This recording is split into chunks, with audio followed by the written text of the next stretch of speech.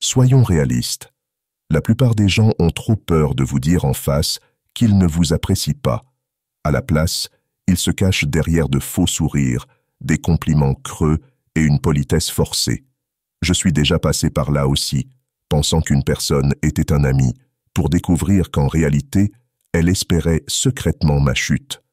C'est brutal, mais voici la vérité. Si vous ne reconnaissez pas les signes, vous finirez par perdre votre temps et votre énergie avec des personnes qui, au fond, ne peuvent pas vous comprendre. Alors, mettons de côté les faux semblants et parlons des signes qu'une personne vous déteste, mais le cache. Vous n'aimerez peut-être pas ce que vous allez entendre, mais il vaut mieux faire face à la vérité que de vivre dans le déni.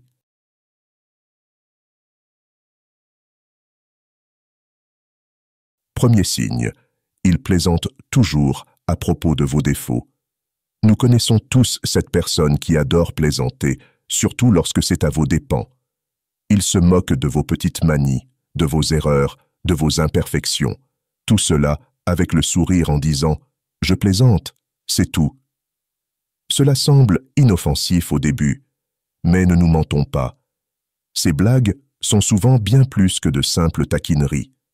Ce sont des attaques calculées, déguisées habilement en humour, destinées à saper votre estime de vous-même, petit à petit. Je me souviens d'une époque où j'étais proche de quelqu'un qui avait toujours quelque chose à dire sur moi, ma façon de m'habiller, la manière dont je parlais, même sur les projets sur lesquels je travaillais. Au début, je riais, pensant que c'était juste pour s'amuser. Mais avec le temps, j'ai remarqué un schéma. Les blagues visaient toujours mes faiblesses perçues, jamais mes forces. Il n'a pas fallu longtemps avant que je commence à douter de moi-même, à me demander si ces défauts étaient aussi évidents qu'on les présentait. Voici où le débat s'installe. Les gens qui plaisantent constamment sur vos défauts ne le font pas par affection.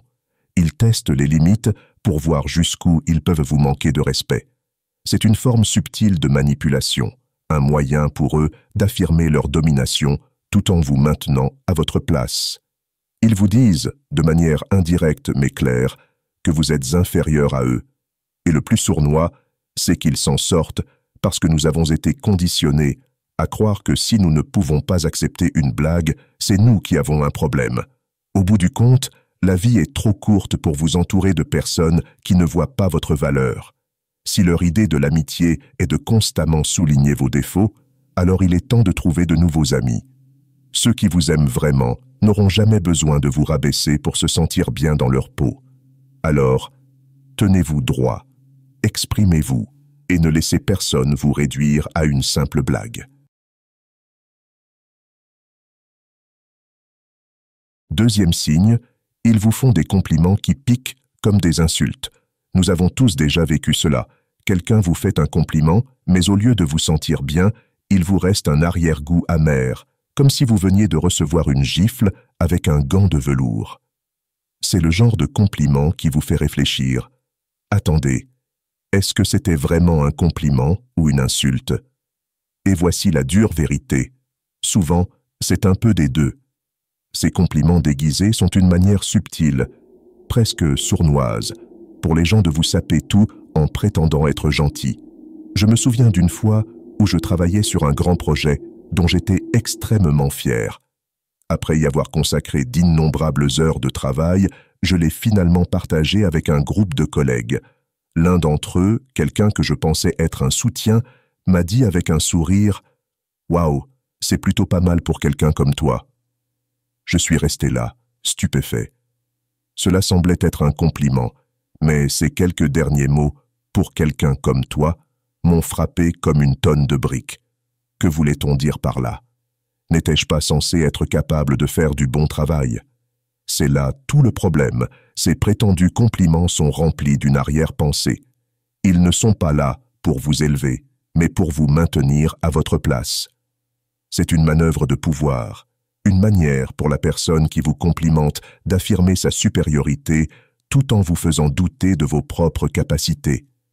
Ce qu'ils vous disent en réalité, c'est « Je te vois essayer, mais tu ne seras jamais aussi bon que moi ».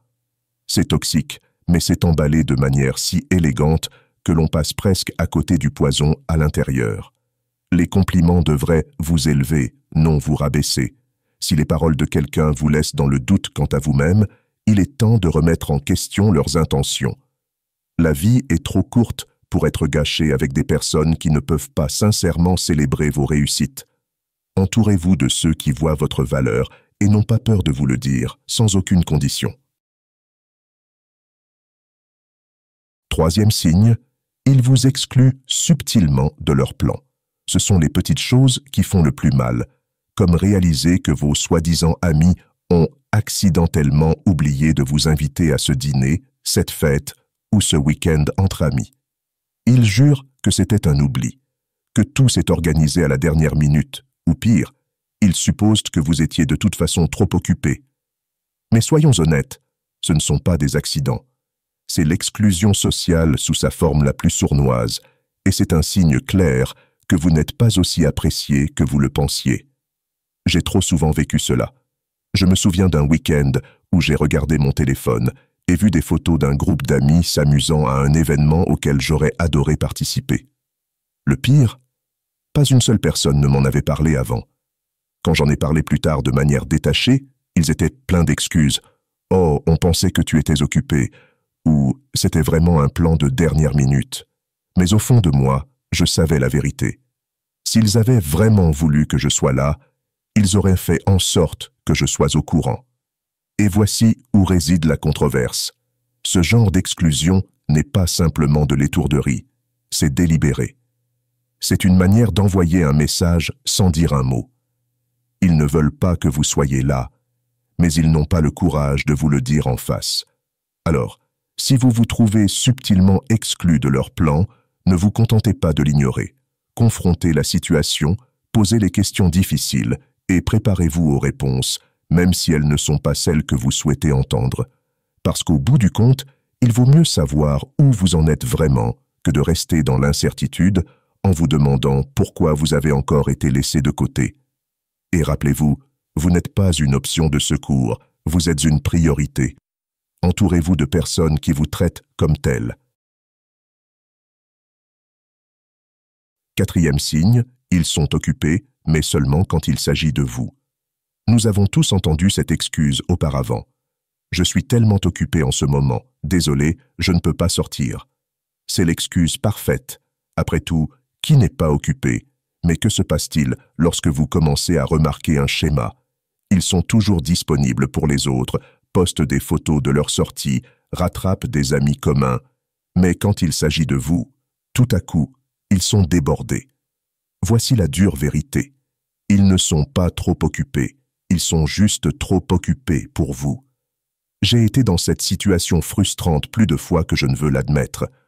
Je me souviens d'avoir contacté un ami avec qui j'étais proche pour essayer de convenir d'un moment pour discuter. Chaque fois que je proposais quelque chose, ils avaient une excuse. Je travaille tard, j'ai beaucoup de choses à faire, peut-être la semaine prochaine. Pendant ce temps, je les voyais passer du bon temps avec d'autres personnes, s'amusant, trouvant toujours le moyen de faire de la place pour tout le monde, sauf pour moi. Cela m'a pris plus de temps que je ne voudrais l'admettre pour voir le schéma. Le message qu'ils envoyaient était clair. Je n'étais plus une priorité dans leur vie. Voici le message profond. Votre temps est précieux et votre énergie l'est tout autant. Ne le gaspillez pas sur des personnes qui ne prennent pas la peine de vous consacrer du temps. Si quelqu'un est constamment trop occupé pour vous, il est temps de réévaluer la relation. Vous méritez d'être entouré de personnes qui sont heureuses de vous voir, qui font un effort pour vous inclure dans leur vie, non pas seulement quand cela leur convient, mais parce qu'elles apprécient vraiment votre compagnie. J'espère que ce message t'a été utile. Si tu as aimé la vidéo, je te serai reconnaissant de laisser un j'aime et de t'abonner. Si tu te retrouves sans mots, écris simplement « Je mérite des relations authentiques, alors je me retire des faux amis » pour montrer que tu fais partie de la minorité qui a suivi la vidéo jusqu'à la fin. Merci beaucoup pour ton attention et à la prochaine.